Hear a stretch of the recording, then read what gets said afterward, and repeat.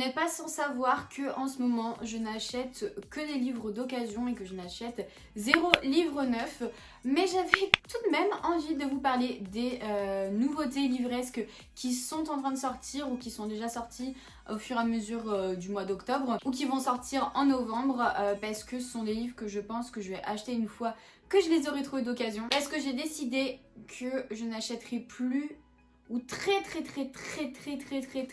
peu de livres neufs. Premièrement, c'est bon pour mon porte-monnaie et deuxièmement, c'est bon pour la planète. On va pas tergiverser 10 000 ans sur l'introduction de cette vidéo. Je vais essayer, et vous me connaissez, de faire des résumés des livres que je vais vous présenter parce que sinon c'est pas drôle, la vidéo durera 2 secondes. Mais vous savez que je n'aime pas trop lire les résumés des livres, que je me fie plus à mon instinct et plutôt à ce que en pensent les gens quoi. Mais bon, je me dis bon allez vas-y, t'es là, t'es obligé de faire un résumé des livres parce que sinon ta vidéo ne servira à rien, n'est-ce pas? Et j'ai décidé aussi de classer les livres par ordre de mes je sais pas comment dire, de celui que j'ai le moins envie de lire à celui que j'ai le plus envie de lire, même si ce sont tous des livres que j'ai envie de lire. Enfin voilà, vous avez compris je pense le principe de mon classement, enfin j'espère. Et on commence tout de suite avec le premier livre dont j'ai envie de vous parler et il s'agit de, et j'ai oublié le titre, Anne de Green Gables de Lucy Montgomery il me semble. À la base c'est un livre qui s'appelle La maison au pignon vert, non je sais plus. Mais on connaît aussi et surtout, enfin moi personnellement, cette histoire grâce à la série Netflix Anne with Annie qui est une très bonne série que j'avais adorée et que je trouve très bien, hyper cocooning et reposante comme série, mais il y a quand même des petites intrigues, des petites actions. Et j'ai beaucoup aimé l'univers, donc en fait on va retrouver Anne qui est une jeune fille qui est orpheline, je crois que c'est au Canada, je sais plus. Et en fait elle va se faire adopter par un frère et sa sœur qui vivent dans un petit village, dans une ferme en gros. Et du coup voilà, elle va aller à l'école, elle va rencontrer plein de gens, elle va se faire un peu... Enfin les gens vont un peu se moquer d'elle parce que ben elle est orpheline, parce qu'elle est rousse, parce que si, parce que ça, parce qu'elle a une imagination débordante, tout ça, mais elle va quand même réussir à se faire des vrais amis. Et voilà, il va y avoir tout plein d'intrigues et en tout cas, enfin moi je vous parle surtout de la série parce que bah le livre je ne l'ai pas lu. C'est tout ce que je peux vous dire sur ce livre-ci. Je pense que ça doit retranscrire la même chose parce que sinon c'est pas drôle. Enfin bref, voilà, ce livre me tente beaucoup et surtout la couverture je la trouve magnifique. Donc voilà, mais il est quand même à la 10e place. Ensuite, en 9e position, le livre que j'ai envie de découvrir. Et ça va m'embêter parce que c'est un livre à découvrir en hiver, à Noël surtout. C'est Les étoiles, et j'ai oublié, Brille plus fort en hiver de Sophie Jaumin. Donc c'est celle qui a écrit Les étoiles de Nocède. En fait c'est une histoire qui va se passer, je sais pas si c'est à Paris, enfin ça se passe dans une grande ville je pense. Et en fait on va suivre notre héroïne qui s'appelle Agathe et qui travaille dans des galeries Hartmann, enfin c'est un peu genre peut-être des galeries Lafayette, j'en sais rien. Voilà, elle commence à préparer tout pour Noël. Et en fait il y a quelqu'un qui arrive, un nouveau directeur, qui va donc exiger à Agathe et toute l'équipe du magasin de refaire toute la décoration de Noël. Alors elle commence à péter un câble, enfin j'imagine hein, du coup, parce que pour elle on n'a pas touché à sa déco, que tout était très bien, nanana. Et donc du coup voilà, ça va pas le faire avec ce nouveau directeur qui vient d'arriver et que ben finalement Agathe va devoir se plier à ses ordres. Et je crois qu'il va y avoir de la magie, enfin d'après ce que j'ai compris, parce qu'il y a un Père Noël et un chat magiques qui vont arriver pour exaucer les souhaits. Vous savez, souvent bah, on voit ça, des Pères Noël qui sont là et t'amènes tes enfants et tu les fais... Enfin j'ai pas d'enfants, j'imagine le truc. Et tu dis vas-y va dire tes cadeaux au Père Noël et si t'es sage tu les auras. Et du coup à partir de ça ils vont décider, enfin Agathe surtout je crois, je sais pas trop, va décider de s'amuser un peu avec ça. Donc est-ce que va y avoir de la magie? J'en sais rien, je sais pas, mais en tout cas voilà, ça me tente pas mal. Ça a l'air hyper cocooning, hyper en fait on dirait un téléfilm de Noël quoi. Et les téléfilms de Noël c'est la vie, vous le savez. Ensuite le prochain livre que j'ai envie de découvrir, il s'agit de Winterwood de, désolée je regarde, Shea Ershaw, bref, voilà, vous savez, c'est elle qui a écrit The Wicked Deep, je crois. Et je crois qu'on est un peu dans le même univers que The Wicked Deep, dans le sens où je crois que ça parlait de sorcières. Et donc là, dans Winterwood, on va parler aussi de sorcières. On va donc suivre Nora, qui est une sorcière et qui vit dans les bois depuis un moment, et c'est une sorcière des bois en gros. Toutes les filles de sa famille, c'est une très longue lignée ont un rapport particulier avec la forêt, vous voyez. Et en fait, tout le monde est au courant que dans cette forêt, il y a des sorcières, enfin qu'il y a des choses bizarres et tout qui se passent. Et un jour, il y a un garçon du nom de Oliver qui va décider d'aller voir ce qui se passe, et du coup Nora un jour le retrouve gelé dans le lac. C'est un garçon qui s'est échappé d'un camp de redressement pour les jeunes. Ça fait quelques semaines qu'il s'est échappé, du coup il est là, gelé dans le lac, on se demande pourquoi. Donc elle le retrouve, elle s'imagine qu'il est mort et en fait pas du tout. C'est un peu bizarre parce que t'imagines, t'es là gelé dans un lac, tu crèves. Et lui non. Pourquoi? Nora elle va le recueillir chez elle, elle va j'imagine le soigner, tout ça, enfin bref. Et elle va remarquer quelque chose de particulier. C'est que dès que ce jeune homme s'approche des bois, il y a quelque chose de bizarre qui se passe. Et donc elle comprend que son nouvel ami lui cache un secret et du coup elle va essayer de savoir quel est ce secret. Ensuite, un autre livre que j'aimerais beaucoup découvrir, c'est L'année de grâce de Kim Liggett, pardon. C'est un livre dont j'entends énormément parler en ce moment, je le vois partout sur Insta, je le vois partout sur Booktube, enfin c'est un truc de fou, tout le monde en parle.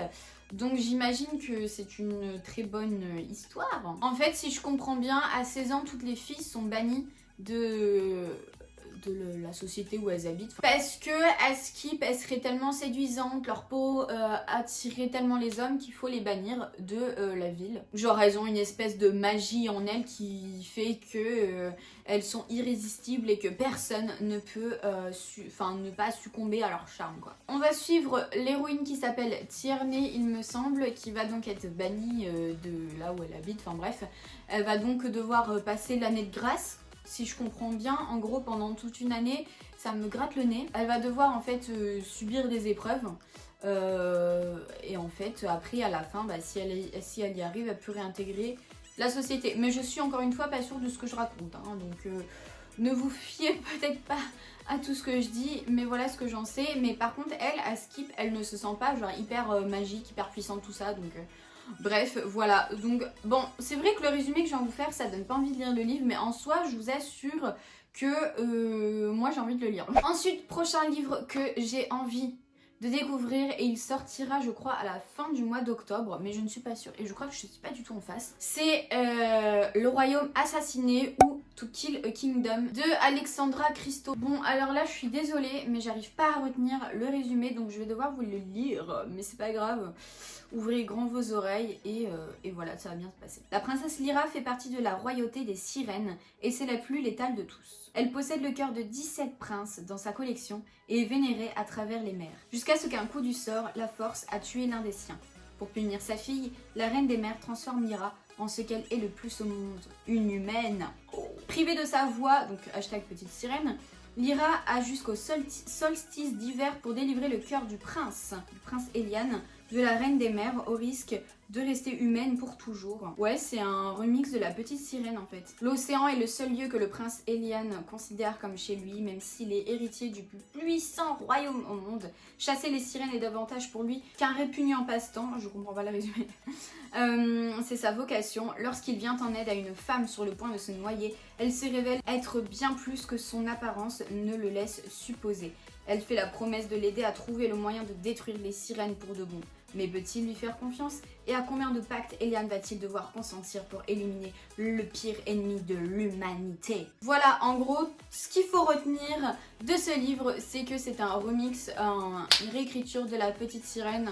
J'imagine parce que ça y ressemble très fortement. Ensuite, le prochain livre que j'ai envie de découvrir, il s'agit de Les élus de Veronica Roth, donc celle qui a écrit Divergente. Dans ce livre, on va suivre, enfin, je sais pas à quel moment on commence l'histoire, mais en gros, il y a eu des élus avant qui ont sacrifié leur jeunesse pour combattre plein de trucs. Ils étaient appelés en fait par une prophétie pour vaincre l'obscur, donc l'obscur c'est genre le gros méchant à Skip. Donc voilà, ils ont sacrifié leur jeunesse pour sauver le monde. Et en fait, je pense que le livre commence donc plus tard, puisqu'on les retrouve à 30 ans, où là ils sont tranquilles chez eux, pépouses, ils vivent leur vie tranquille, enfin voilà, depuis 10 ans, ils sont au calme, ça y est, tout est fini. Toute cette période sombre a été oubliée, voilà, maintenant ils profitent de leur célébrité parce que ben voilà, c'est les élus, ils sont connus, c'est grâce à eux que le monde a été sauvé, enfin bref, voilà, c'est des stars, ils sont famous. Sauf une seule des élus qui s'appelle Sloane et elle en fait, elle déteste la célébrité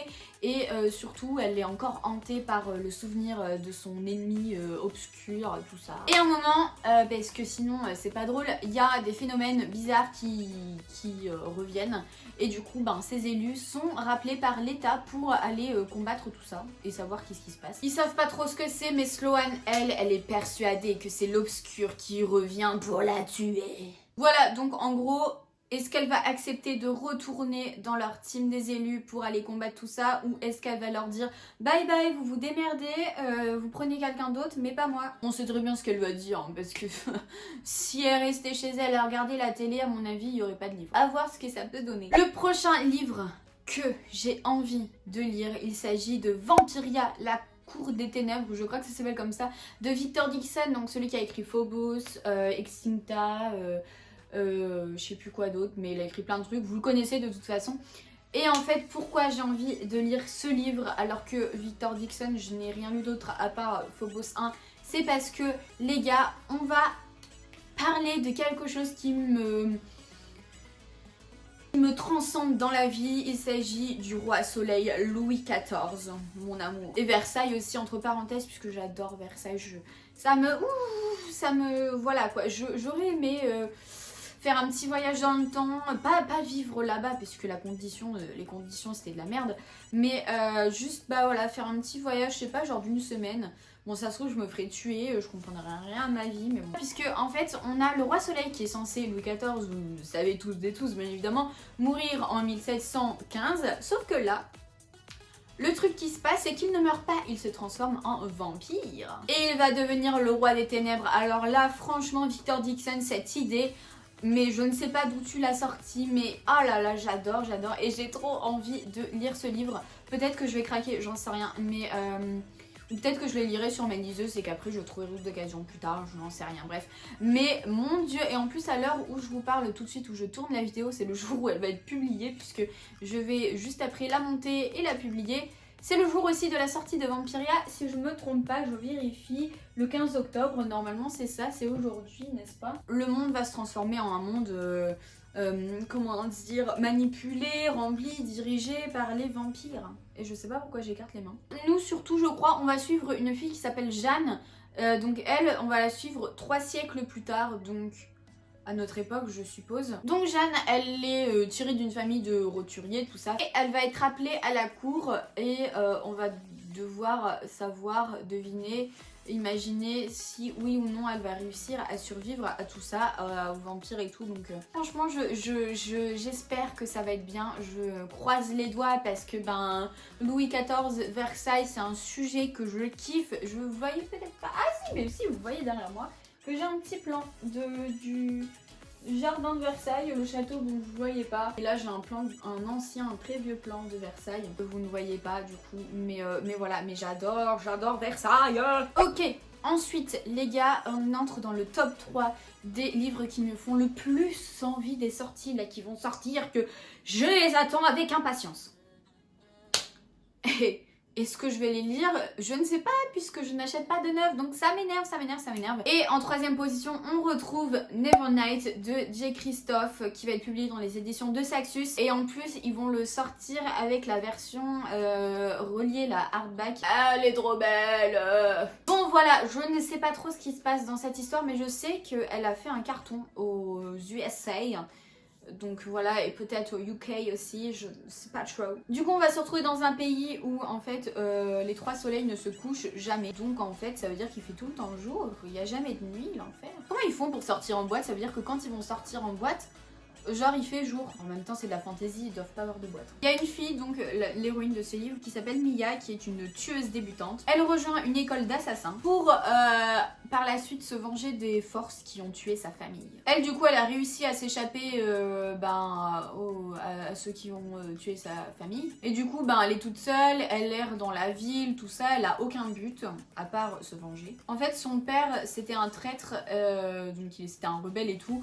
Et du coup elle est recherchée parce que wesh, ton père c'était un traître, toi aussi tu dois en être une, bah vas-y frère, on va te niquer ta race. Donc il faut savoir aussi que cette Mia possède un don pour parler avec les ténèbres et que ce don va la mener tout droit vers un tueur à la retraite et vers aussi un futur qu'elle n'aurait jamais imaginé avoir. Puisque Mia, 16 ans, va devenir l'une des apprentis du groupe d'assassins le plus dangereux de toute la République, le groupe s'appelle l'Église Rouge. La trahison et des épreuves l'attendent dans les murs de cet établissement où l'échec est puni par la mort. J'ai bugué, je sais. Mais si elle survit à cette initiation, elle fera partie des élus de Notre-Dame du Saint-Meurtre et elle se rapprochera un peu plus de la seule chose qu'elle désire. Vous savez qu'est-ce qu'elle veut? La vengeance, bien sûr. Donc voilà, et on l'associe un peu à Six of Crows, ce livre, d'après ce que je vois sur Booknode. Donc bon, je pense que ça peut être une histoire qui peut très fortement me plaire. Mais en tout cas, ça m'a surtout fait penser à, vous voyez juste là, Merciful Crows, que j'ai lu il y a un mois à peu près. Et que j'avais adoré, que moi déjà de base j'avais associé à Six of Crows. Donc bon. Allez, on arrive aux deux derniers. En deuxième position, on retrouve l'accro du shopping Fête Noël de Sophie Kinsella. Alors là, vous dites, la meuf a totalement changé de genre. On était dans de la fantaisie, tout ça. Et on s'attendait à des trucs de ouf. Et là, elle nous présente l'accro du shopping de Sophie Kinsella. Non mais lol quoi, tu as déliré. Non, parce que j'adore cette saga. Ça me relaxe, ça me met dans un mood, mais je me sens trop bien quand je lis ce livre. Ça me repose, ça me change les idées, ça me change tout. Et j'adore Sophie Kinsella et surtout l'accro du shopping. Je trouve cette histoire juste dingue. Si vous connaissez pas, en fait, l'héroïne s'appelle Rebecca alias Becky. Et en fait, elle est accro au shopping. Donc ça se passe dans les premiers tomes. Et pour le moment, je crois qu'il y a 8 tomes qui sont sortis. Donc en gros, elle est accro au shopping, elle ne peut pas s'arrêter d'acheter des affaires. Comme nous, on ne peut pas s'arrêter d'acheter des livres, n'est-ce pas? À chaque fois, il lui arrive plein de galères. Ce sont des livres hyper drôles, puisque Becky, elle est un peu maladroite. Enfin, il lui arrive tout le temps plein de gaffes, mais c'est trop bien tourné, c'est trop bien fait. Enfin, je trouve ça juste trop bien. Et je vais pas m'éterniser 1000 ans sur l'accro du shopping Fête Noël. Je n'ai pas lu le résumé et je suis désolée, mais j'ai pas envie de le lire. Parce que j'aime trop me faire surprendre par l'histoire, même si ce sont pas des actions de ouf qui se passent. Genre c'est pas tout un royaume qui se fait renverser par je ne sais quoi, non. Mais ça fait toujours plaisir de lire un peu ce genre de livre. Et là surtout, fête Noël quoi. On arrive à Noël les gars, je vais devoir craquer. Mais ce qui m'énerve c'est que je ne peux pas l'acheter vu que moi je les ai tous en poche. Et le poche il sortira dans 1 an. Donc flemme d'acheter grand format alors que tous mes livres sont en poche quoi. Donc je lirai sûrement sur la liseuse. En première position, first position, parce que j'adore ce livre, cette saga. Ça sort en novembre. Il s'agit du 4e tome de Red Queen qui s'appelle Warstorm je crois, de Victoria Aveyard. Et j'adore et j'ai trop hâte de le lire. Je tiens plus en place. C'est une saga que j'adore, je trouve cette histoire juste trop bien. C'est la première saga fantasy je crois que j'ai lue. Bon si c'est pas la première, c'est celle en tout cas qui m'a le plus marqué et que j'adore au plus haut point. J'aime trop cet univers. Si vous n'avez jamais lu Red Queen, mais qu'est-ce que vous attendez? Je trouve ça trop bien, j'aime trop les personnages, même les méchants, on aime les détester. Enfin c'est un truc de ouf, il y a des pouvoirs, il y a de tout, il y a de la romance, mais pas de la romance qui est chiante, non justement de la romance qui est bien amenée et que voilà, mais il y a de l'action de ouf les gars, il y a des retournements, il y a tout en fait. Et j'ai hâte de savoir ce qui va se passer dans ce 4e tome quoi. Si vous n'avez jamais lu Red Queen, foncez. Je vous en supplie. Et ben voilà, on a fini. Je crois qu'on est à plus de 30 minutes de tournage de vidéo. J'espère que je vais réussir à tout couper au montage. Voilà, j'espère que ça vous a plu. N'hésitez pas à me dire, vous, les sorties que vous attendez. La plupart des livres que je vous ai présentés, je crois, sont déjà sortis. Ou alors vont sortir au mois d'octobre, ou alors novembre. Mais novembre grand max, quoi. Donc voilà. Ce sont tous des livres que j'ai envie de découvrir. Sinon je les aurais pas mis dans cette vidéo. Ça vous a plu, un petit like, ça fait toujours plaisir, vous le savez, on le sait très bien, je le sais, tu le sais. Voilà, activez les petites cloches et tout pour recevoir une petite notif. Donc voilà, je vous fais de gros bisous et je vous dis ciao à la prochaine vidéo.